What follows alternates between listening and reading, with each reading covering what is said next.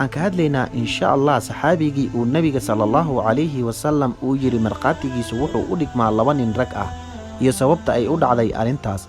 intaan u sii gudagalin qisadeyna fadlan janaalka subscribe garee gambaleelka furo si ay ku soo gaaraan mar walbo aan soo gelino muuqaal barteena YouTube. mahadsanid.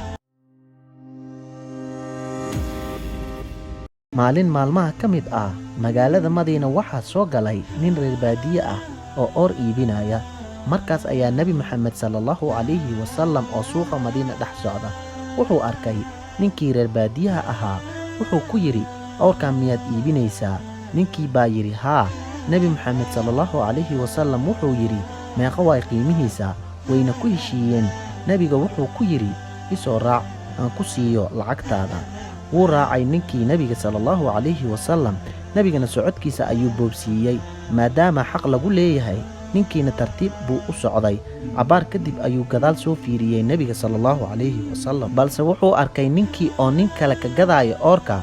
wuxuu yiri nabiga war maxaa kuugu dhacay? soo aniga iyo adiga kalma iibsanin orka? ninkii baa yiri maya igama iibsanin. nabiga wuxuu yiri waan ku heshiinay qiimaha inaan lacagtaada ku siiyo ayaadna ila socotay. maxaa kuugu dhacay? ninkii reer baadiyaha ahaa ayaa yiri maya igama iibsanin. dadkii magaalada ayaa isku soo baxay oo daawanayay doodooda. ninkii wuxuu yiri markhaati ma u haysataa inaad iga iibsatay orka oo aan ku heshiinay?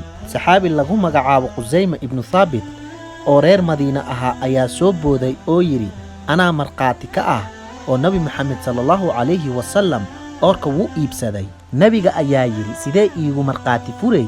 adiga ma joogin markii aan iibsanay orka.